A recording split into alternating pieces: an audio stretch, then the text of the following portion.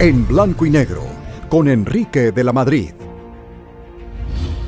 Hoy en blanco y negro estaremos con Juan Key, un experto en las ciudades, y nos hará notar la importancia de hablar de los temas de la vivienda, de la movilidad, pero sobre todo reconocer que vivimos en un entorno y ese entorno hay que hacerlo positivo para vivir mejor. Escuchemos a Juan Key. Juan, muchas gracias por estar aquí con nosotros en este podcast en blanco y negro, en donde lo que estamos tratando de hacer es tener conversaciones pues más amplias que lo tradicional de las redes sociales y profundizar sobre algunos temas. Entonces, antes que nada, bienvenido. Gracias, Enrique. Encantado de estar aquí en blanco y negro. Te decía yo fuera antes de que empezamos a grabar, que no pareciera ser que en las campañas políticas que acaban de pasar, y consta que tuvimos grupos para eso, porque nosotros teníamos encargado precisamente a nuestro amigo Roberto Remes en estos temas, pero no pareciera ser que en las campañas sale con la importancia que debiera de salir el tema de las ciudades. Tú te has dedicado a estos temas de urbanismo toda la vida. Yo estuve 4 años en el TEC de Monterrey y te das cuenta que finalmente todos, salvo los del campo, pero todos vivimos en ciudades. Y pareciera ser que eso debiera ser la conversación principal y no lo es. Entonces, primero una reflexión sobre eso. ¿Por qué no destaca el tema de ciudades y vivir en ciudad en una campaña política en donde estás hablando de políticas públicas? A ver, pareciera que la ciudad es como una obviedad y por lo tanto dejamos de hablar de lo obvio. Resulta que el 80% de la población mexicana, es decir, 90 y tantos millones de mexicanos vivimos en ciudades. Así es. El 80% vivimos en zonas metropolitanas. El país reconoce 78 zonas metropolitanas con unos problemas enormes de gobernanza. Que metropolitano es cuando ya una zona urbana rebasa varios municipios e incluso rebasa en muchos casos y abarca varios estados, ¿no? Alguna vez se llamaron conurbaciones. Sí.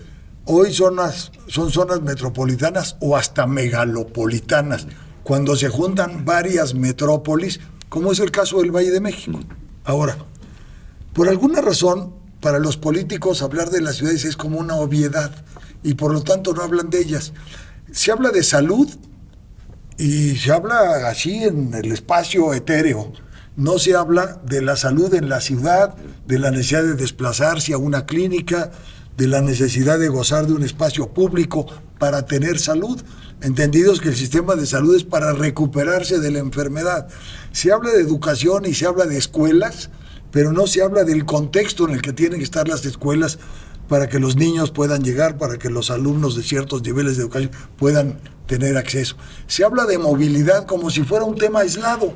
La movilidad se tiene que dar en un contexto donde tienes que tener un punto de salida, un punto de llegada.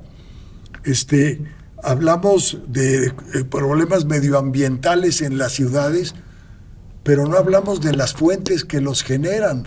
Hablamos del cambio climático como si las ciudades estuvieran exentas. Sí, no pasa ahí o no surge ahí. Pero se nos olvida lo que pasó en Acapulco hace apenas unos meses con un huracán formado en 4 horas y que ahora están pensando en hasta cambiar las denominaciones de los huracanes para incluir un nivel 6.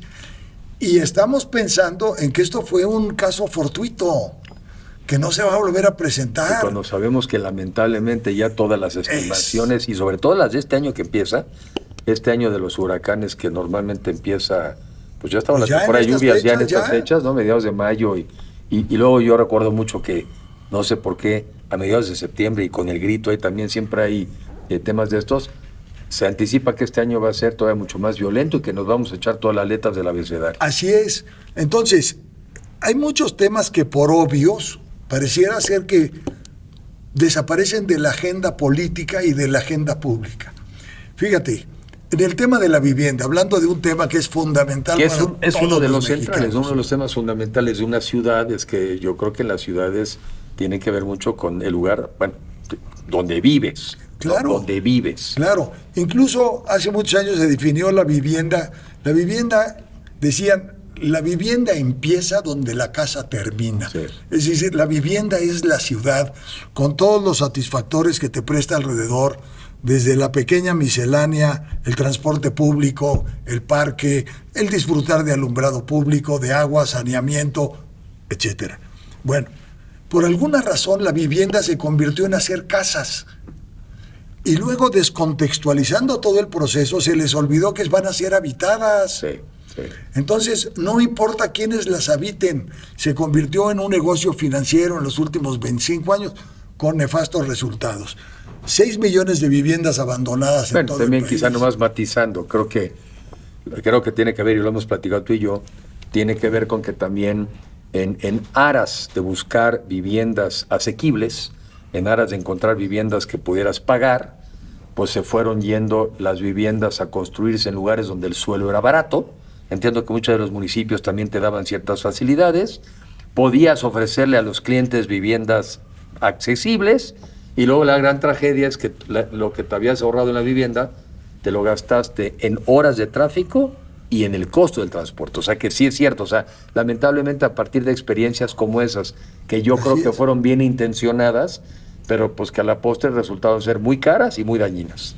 Y que hoy, casualmente, abandonadas, están siendo producto de la vandalización y hasta de la invasión de los migrantes en la zona norte del país. Me decías que ¿qué tiene que se estima? Unos cerca de 6 millones de viviendas abandonadas. Según el INEGI. Sí. Y 650,000 en las que hay dinero del Infonavit. Ahora, por un lado suena raro, porque también entiendo que en estos números que siempre se estiman de déficit de vivienda, ¿cuántas viviendas hacen falta en México? Yo me acuerdo que durante muchos años el número que recuerdo fue de 6, y si no me falla la memoria, hoy son 9. Entonces, faltan 9 y sin embargo hay 6 abandonadas. ¿Y ahí hay algo que hacer en medio, en ese número entre...? El tema es cómo recuperarlas, cómo aprovechar ciertos fenómenos económicos para ahora acercar las fuentes de trabajo, acercarles la infraestructura. A ver, cualquier número que multipliques por 6 millones es una brutalidad de dinero que se tiró al boiler, que hay que rescatarlo. O que se puede rescatar una parte de eso. Sí. El país no está en condiciones de tirar eso a la basura. No. Ahora, hablamos de temas como la vivienda y el cambio climático. No se puede hablar de proyectos hechos iguales para Yucatán que para Sonora, que para Chihuahua. Hoy el cambio climático exige también bajar las emisiones de CO2, exige nuevos procedimientos de construcción, exige nuevos procedimientos para generar energía, exige procedimientos para reciclar, reutilizar el agua 2 o 3 veces. Es decir, los nuevos esquemas de vivienda tienen que considerar, a raíz del cambio climático, que hay que bajar las emisiones, hay que usar materiales no contaminantes, hay que usar energías limpias, hay que reusar el agua. Ahora, una pregunta. Tú ves y hemos estado metidos en estos temas y hemos leído muchas cosas recientemente. ¿Estamos en eso? ¿Estamos haciendo eso? No. Porque, se construyeron muchas viviendas muy lejos y muy mal. Y ahora la percepción que tengo, y no la percepción, sino los datos recientes que tenemos, pues es que construimos muchas menos viviendas. Y sobre todo en el tema de lo que es la vivienda social, ¿no? la de para personas con menos ingresos, pues se desplomó la producción de esas viviendas. Entonces, como que hablamos muy teóricamente de lo que debiera haber, ¿no? Sí. Y cambio climático, y deberán de tener acceso al agua, y deberán de reciclarla. Pero estamos lejísimos de eso. Oye, y como contraparte estamos haciendo las cosas mal porque estamos favoreciendo la expansión urbana. Seguimos. Sí, porque ahora el Infonavit te da tu crédito y tú ve y compra donde puedas y construye como quieras. ¿Esto qué va generando? La expansión. La expansión genera nuevas necesidades de alargamiento, de vialidades, de agua. Más caro. Entonces, para las ciudades es un pésimo negocio pensar en hacer eso, cuando lo que debieras de buscar es densificar. Alguna vez comentábamos tú y yo, la altura promedio de ciudades como la de México es de piso y medio. Piso y medio, ¿no? O sea, que aquí vivimos cerca de 8 millones de habitantes. O sea, no porque sugiero que lo hagamos, pero sí, con que subieras otro piso y medio. Podríamos vivir otros 8 millones Aquí caben otros 8 más, en la misma área. En la misma área. Sí. Y seguramente es la tendencia, o debiera de ser, sobre todo en estas ciudades como la de México, pues que ahora sí físicamente no se puede hacer para ningún lado.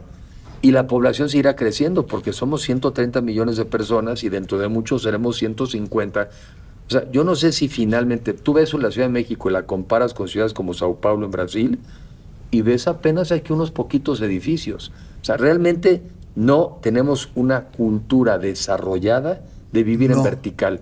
¿Cómo vamos en eso? ¿O cómo se hace eso? Mira, ¿O cómo estamos se muy incentiva eso? atrasados. Estamos muy atrasados. La verdad es que la motivación tendría que ver con superficie, con accesibilidad a servicios, con mejores condiciones de movilidad.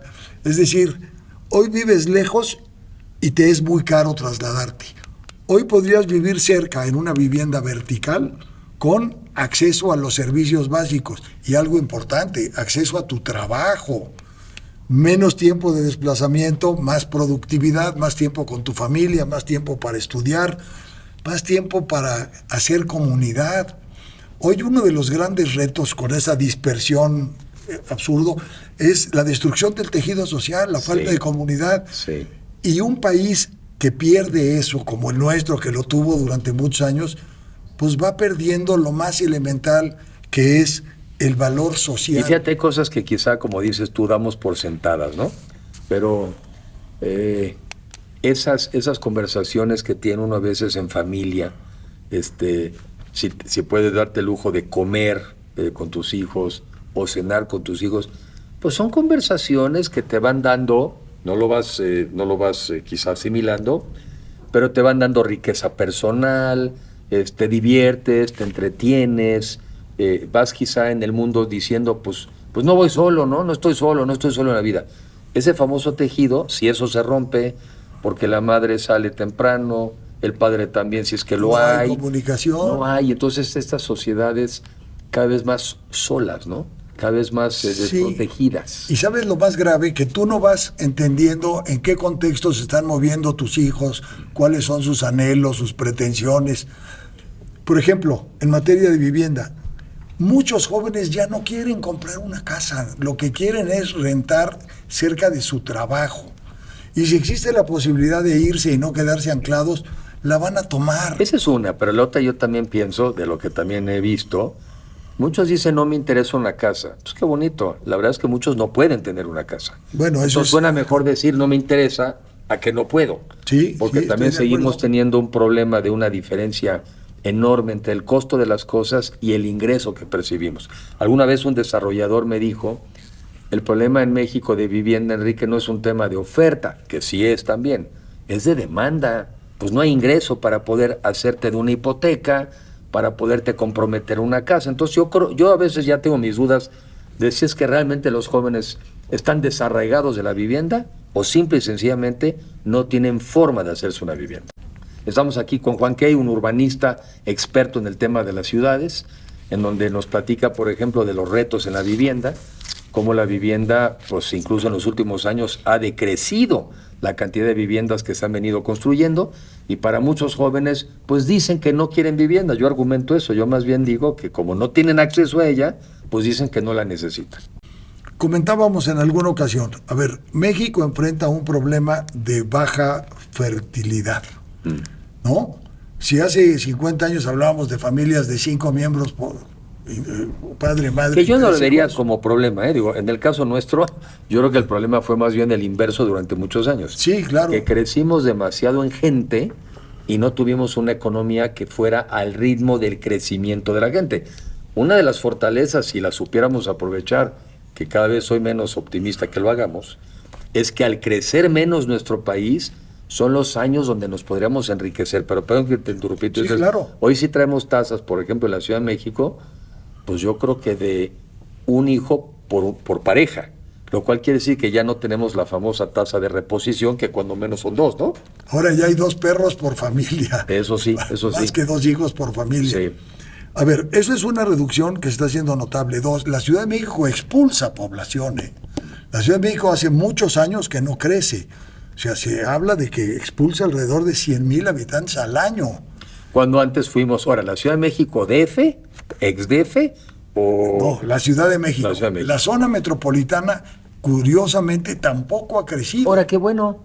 ¿Para qué querrías que creciera? No, sería creciendo, inhabitable. afortunadamente están creciendo otras muchas ciudades en el país, y entonces también el peso específico de esta zona pues va bajando con respecto al resto de México. Pero ¿no? su extensión sigue creciendo Es a decir, pesar de que no crezca formalmente en población, y esto está generando problemas. Estamos deforestando el valle, estamos deforestando la cuenca, nos estamos quedando sin agua. Es decir, estamos generando nuevos retos que no teníamos y que ahora tenemos que enfrentar. Y lo más lamentable, pareciera que no hemos creado una conciencia pública, y por supuesto en el ámbito político, para atender esta enorme demanda que ya está presente. No es un tema de futuro, es un tema de presente.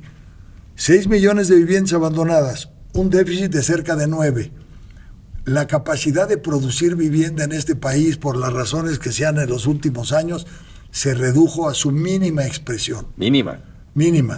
Entonces, el Infonavit no está haciendo vivienda formal. ¿Y qué opinas de la idea que algunos manejan, que ya ocurrió en el pasado, donde dicen, pues entonces para resolver ese problema, que el Infonavit se dedique a construir vivienda? El Infonavit dejó de construir por la enorme corrupción que se generaba al interior. Si uno de los discursos actuales es combatir la corrupción, es una pésima práctica poner al Infonavit a construir. Y cuando dices ponerlo a construir y cómo se hacía en el pasado, digamos, me imagino que algunos decían, pues casualmente los empresarios que están en la mesa directiva o los líderes sindicales que forman parte de ellos, ¿qué? ¿Casualmente tenían sus constructoras? ¿O tenían amigos que tenían constructoras? Casualmente de las dos. De las dos, ¿no? Y la otra, casualmente también tenían reserva territorial que ponían al servicio de la institución. Sí, o sea, casualmente sabías dónde iban a ser los nuevos desarrollos. Casualmente eras el dueño de esas tierras. Y casualmente, podía ser el constructor. Sí, claro. Entonces, se tomó la decisión de evitar que el Infonavit fuera un constructor para convertirse en una hipotecaria social, que yo creo que fue una muy buena idea. El gran problema es que se desentendió del dónde, porque tú decidías irte a Texcoco, pues era cosa tuya, tú tenías tu crédito, yo te daba tu dinero, y yo me desentendía un poquito del tema urbano, del tema social. Sí, como que tiene que ser, o sea, sí entiendo que sea una financiera en el sentido de que tiene los recursos para poderte prestar, y con eso compras, pero sí debiera ser dentro del contexto de cuál es la política de desarrollo de ciudades, o la política de qué tipo de viviendas y con qué condiciones. O sea, no es aislado, no eres nada más un prestador de dinero. Exacto. Y si de lo que se trata es de hacer vivienda, es sinónimo de hacer ciudad. Sí. Y al final el tema social es fundamental.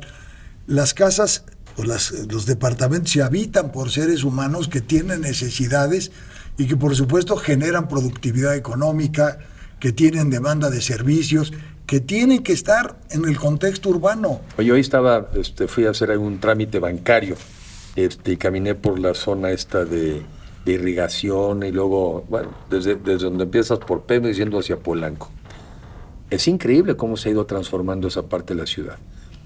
¿Eres optimista con respecto a la capacidad de transformar nuestras ciudades? Porque yo lo que veo es que las ciudades, por manchones o por zonas, se reinventan.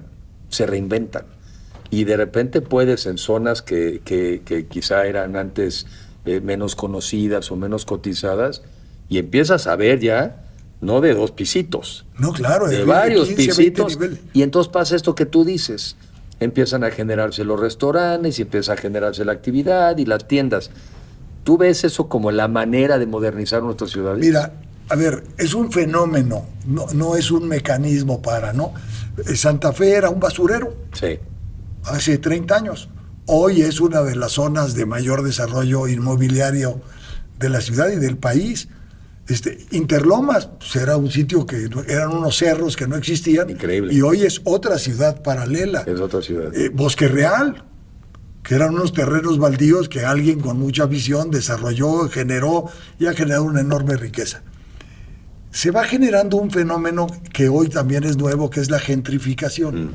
Pero es nuevo, pero cuando se dio la conquista de México, los primeros gentrificadores fueron los españoles que dijeron, oye, y aquí esto que es la Gran Tenochtitlan, ¿por qué no aprovechamos y lo tomamos para nosotros y mandamos a los indios fuera de este contexto? Entonces, la gentrificación, que es una preocupación de muchas personas, es cuando cuando llegan personas con poder adquisitivo, Exacto. empiezan a comprar o a rentar vivienda donde antes alguien vivía o rentaba, y entonces el más pudiente, así dicho, expulsa al menos pudiente, ¿no? Esa es la gentrificación. Así se vuelve de simple. Mira, colonias como la Roma, la Condesa, etcétera, en la Ciudad de México, pero hay muchas en todo el país que se están gentrificando.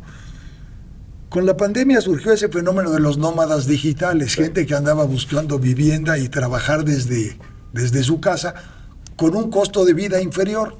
Cayeron en México. ¿Qué pasaba en esas colonias? Esas colonias, por tener muy buena urbanización, por tener buena calidad de arquitectura en lo general, eran atractivas para la instalación de negocios. El restaurante, la fonda, la galería, la cafetería. Y el antro también. Y el antro. Se volvieron atractivos. Entonces la gente quería vivir ahí. ¿Qué pasó? Pues la gente con poder adquisitivo empezó a desplazar a los que menos poder adquisitivo tenían.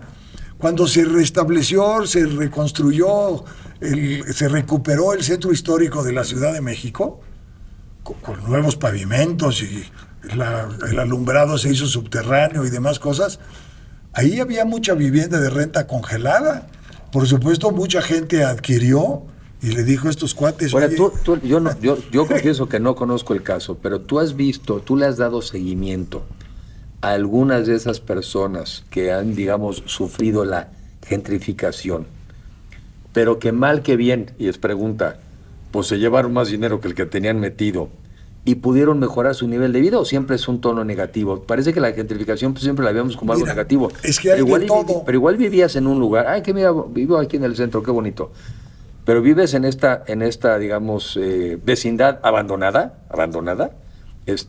donde tu activo vale nada o poquito, y de repente hay alguien y te dice, lo compro por algo que, oiga, esto no vale, no, para mí sí vale. O sea, ¿qué has visto? ¿Tenemos estudios para evidenciar que siempre es malo? Mira, no hay un estudio formal, pero yo te diría, la mayoría de los desplazados eran gente que rentaba. No era gente que era propietaria. Claro, y ahora, ahí sí. En muchos inmuebles hay posesionarios que no pueden acreditar la propiedad. Sí. Entonces llega gente con lana y los expulsa. Claro. Cuando se hizo la torre mítica en el sur, se generó una gran polémica, porque al final uno de los problemas iniciales es el agua. Y el otro es que esto genera un incremento de valor de la zona, y entonces llega gente con el ánimo de invertir en nuevos proyectos inmobiliarios y te desplaza. Uno de los grandes retos a resolver en este país... Pero va a surgir la ironía, pues entonces, ¿por qué no dejamos Calcuta como está? Pues entonces no hay riesgo de gentrificación y que se quede toda, digamos... Pero ¿sabes dónde está un poquito el origen del problema? Que no hay certidumbre en la tenencia de las propiedades en México. Mira, uno de los graves problemas es que hay muchos posesionarios, hijos de intestados, etcétera, invasores, que son posesionarios pero no son propietarios. Pero entonces, digo, nomás pensando en voz alta, el problema no es la gentrificación. El problema es que existen estas personas que no tienen... Claro. ¿no? Pero si a mí me dijeras, oye, fíjate, Enrique, que esto que para ti vale nada, de repente ahora para mí vale mucho...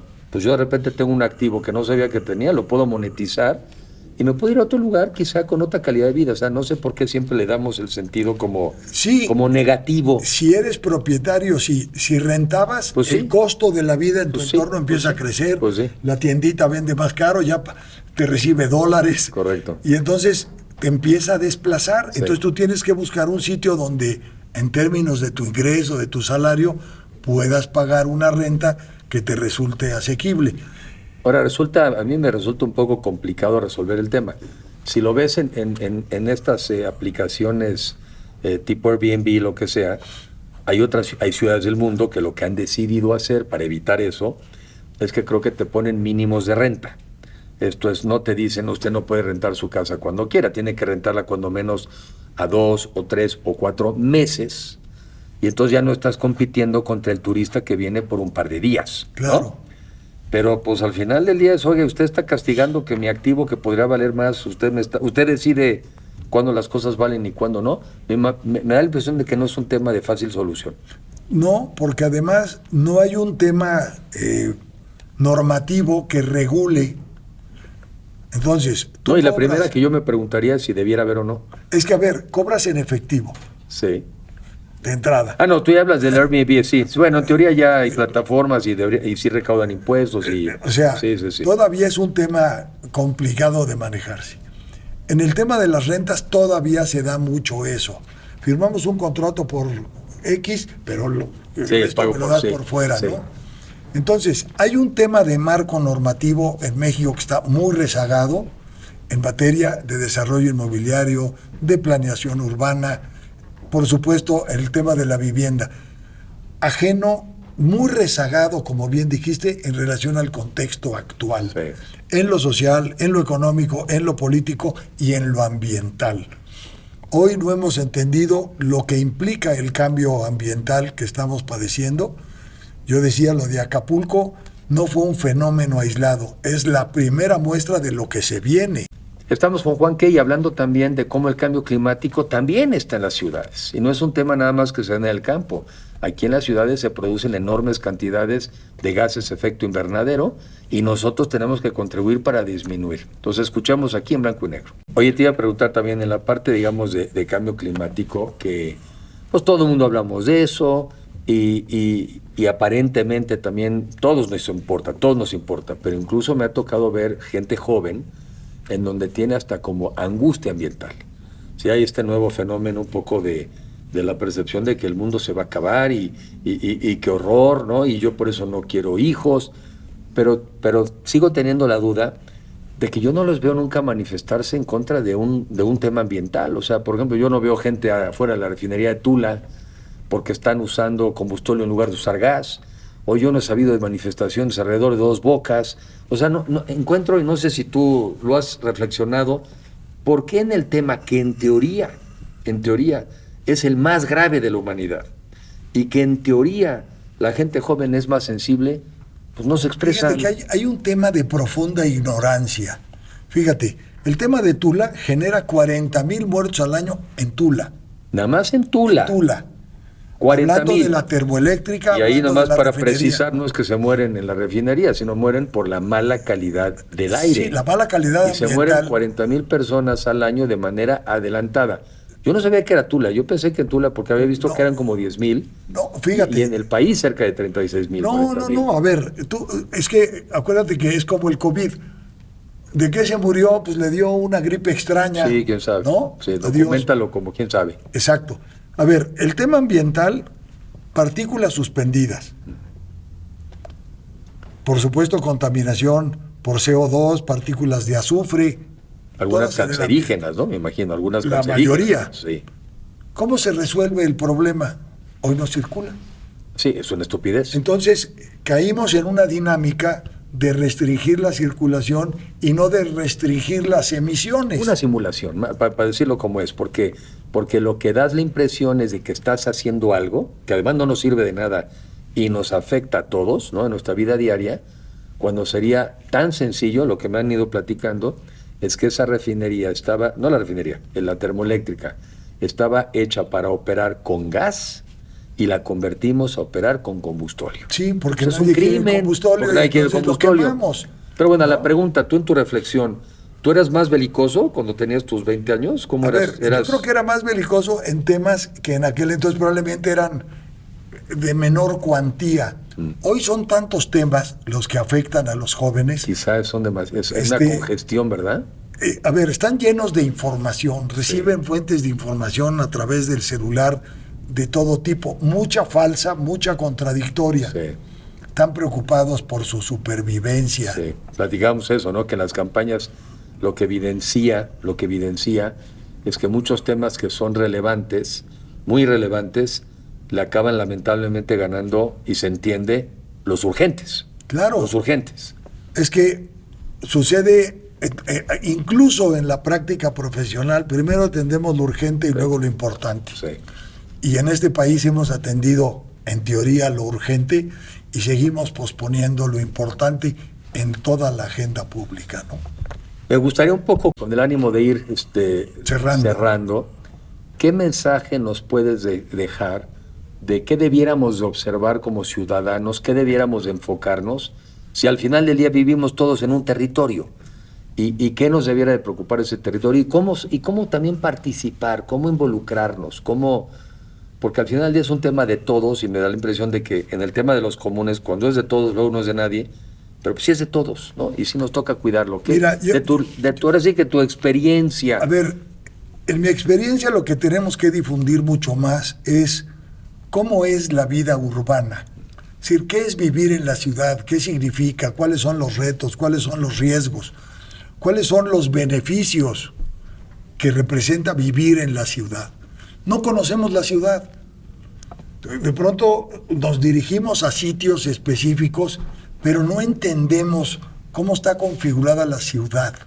Entonces, lo primero que hacemos, y yo diría que tiene que ser una invitación a pensar en el contexto en el que se dan los eventos. Políticos y ciudadanos. Si vamos a hablar de vivienda, ¿cuál es el contexto? ¿En qué ciudad? ¿En qué entorno? ¿Con qué características? ¿Con qué recursos? ¿Para qué población? ¿Con qué formación de carácter? Ahora es mucho, ¿no, Juan? Digo, en un mundo donde le dedicamos 30 segundos en un Twitter, como que no será que también nos falta que sepamos comunicar más lo esencial, porque no hay tiempo. Definitivamente. A ver, yo creo que todos los eventos recientes nos demuestran algo. Los ciudadanos o nos empoderamos para primero entender nuestros problemas y luego buscar que se atiendan, o vamos al fracaso. Mira, yo cerraría. Hay institutos de planeación en el país que han resultado exitosos, pero parte de su éxito consiste en que se han creado observatorios ciudadanos en torno a... Entonces la autoridad administrativa de alguna manera se ve forzada a atender lo que dice el plan, porque un consejo ciudadano... Está activo, está presente, exacto, está presionando. Entonces, lo que hace falta es mayor participación social en todos los temas que nos interesan. Sí.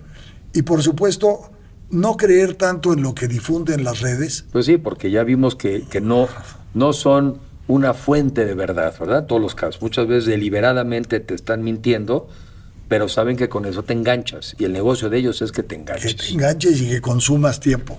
Entonces, yo creo que la primera recomendación es preocuparnos más por nuestro entorno. Si te preocupa tu casa, yo te diría, preocúpate un poquito por la colonia, preocúpate por la manzana, interiorízate, participa, es en tu beneficio. Es en tu beneficio. O sea, si tú tienes una mejor calle, pues tú la disfrutas. Si tienes una colonia más segura, tú la disfrutas. Si tienes un lugar más bonito, más bello, más arbolado, tú lo disfrutas. Alguien decía una frase que creo que decía, yo soy tan egoísta que quiero que a todos los demás les vaya bien para que no me den lata, ¿no? Entonces digo, si ya lo quieres ver así, porque ya no funcionó la parte, digamos, de valores, pues ya era del egoísmo, ¿no? Bueno, vamos a hacer que a todo mundo le vaya bien. Y así no me dan lata. Pero es una magnífica idea. Luego, en el contexto actual, temas como la migración llegaron para quedarse. Llegaron para quedarse, y qué bueno que lo tratas, porque estamos también en el contexto de esta grabación, estamos a las pocas horas de los resultados de las elecciones parlamentarias en Europa, las del Parlamento Europeo. Hay un claro movimiento hacia la derecha, pero yo interpreto, y lo leeremos con más cuidado, pues que eso tiene que ver con la verdadera preocupación de los europeos de la migración hacia allá. Y en México ya llegó. Sí, ¿no? Y esos gobiernos de derecha lo que van a hacer es evitar a toda costa que se dé el fenómeno, cosa que es inevitable. Pretender evitar, ¿no? Entonces, en México ya se dio. Ya se está dando. Ahora, ya tenemos muchísimos miles de migrantes en México. ¿Qué están haciendo? Me decías que en algunas obras de construcción se habla francés. Ya hablan en francés. Sí, los haitianos ya tomaron posesión. Okay. A ver, y tienen buenos empleos y además son muy trabajadores. Una de las ventajas de la migración, si somos inteligentes, es que hay que aprovechar su presencia. Sí, claro. Son gente que está en edad de trabajar, que tiene ánimo de producir, que tiene deseos de integrarse a una nueva sociedad, y más que te estás enfrentando con un México, con un mercado laboral donde en muchas actividades ya no encuentras gente. Entonces no hay el argumento de que me está desplazando un haitiano, ¿no? Definitivamente. En el campo no encuentras gente, muchas veces en la construcción no encuentras gente. Entonces sí hay oportunidades. Lo lógico sería tratar de que fuera una migración regulada, ¿no? Y que tuviéramos la capacidad de saber dónde necesitamos gente, como lo hace Canadá. Canadá prácticamente escoge quién quiere que. Claro. Canadá escoge. Sí. De esto me hace falta, de esos busco. Y a eso les facilito. Seguramente de los que no me hacen falta, pues no los invito. Ahora, otro tema importante, la perspectiva de género. A ver, al final del día es curioso, ya elegimos a nuestra primera mujer presidenta, pero eso no significa que las mujeres hayan mejorado en términos reales su condición, en términos laborales, en términos sociales. Bueno, vamos a ver, que uno supondría que también esta es una gran oportunidad para avanzar, ¿no? Para avanzar más rápido. Pero no es un avance menor, ¿eh? No, y yo creo que todos tenemos que entender que es un fenómeno que está creciendo, que llegó para quedarse, que hoy cerca del 30% de los hogares mexicanos están liderados por mujeres, que son las proveedoras y que son las responsables de que las cosas sucedan en la casa. Y en este tema, y recuerdo, yo con eso cerraría, recuerdo que cuando estuve en el TEC, te decían, por ejemplo, las banquetas no están hechas pensando en una familia donde va alguien con 2 hijos caminando a la escuela, pues se te sale, ¿no? Sí, claro. No están pensados la altura del autobús y del tubo para que quizá una mujer de promedio más bajo, ¿no? Se pueda agarrar. No están pensadas las ciudades. Los baños que necesitan cambiadores para los bebés debían de tenerlos los de varones y los de mujeres. Y pareciera que los de mujeres los ponen ahí por no dejar y luego no se puede usar el baño.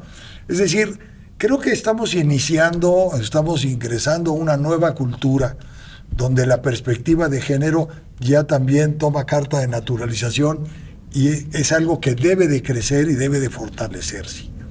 Pues me quedo con esa reflexión, que digamos que recordarle a la gente, al público, y ahorita quito un poco la parte rural, pero somos un país esencialmente urbano, y de lo que se trata también es saber que podemos vivir en mejores ciudades. Claro. En mejores ciudades. Y esas mejores ciudades implican mejor empleo, vivienda asequible y digna, que tengas una movilidad razonable, que tengas calidad del aire, que tengas acceso al agua, y ahí es donde todos nos tenemos que involucrar. Y los gobiernos son muy importantes para ello y dependerá que también les exijamos. Definitivamente. Y tenemos que ser entonces también ciudadanos que participan. Creo que ahora en la frase que usaban en Monterrey para el tema de convocar al voto, usaba una frase que creo que decían, si quieres que te cumplan, cumple. Entonces también ciudadanos que cumplamos más, ¿no? Por ciudadanos supuesto. que sí exigimos, pero también tenemos que nos involucremos. Que nos involucremos. Juan, gracias por la oportunidad y gracias por estar aquí con nosotros. Enrique, muchas gracias también por este espacio. Muchas gracias. En Blanco y Negro platicamos con Juan Key y nos habla de la importancia de tratar de generar mejores ciudades, porque es en las ciudades donde vivimos y es sobre todo ahí donde nos desarrollamos, cumplimos con nuestras necesidades, pero sobre todo desarrollamos nuestro potencial. Qué gusto haber platicado hoy con Juan Key. En Blanco y Negro, con Enrique de la Madrid.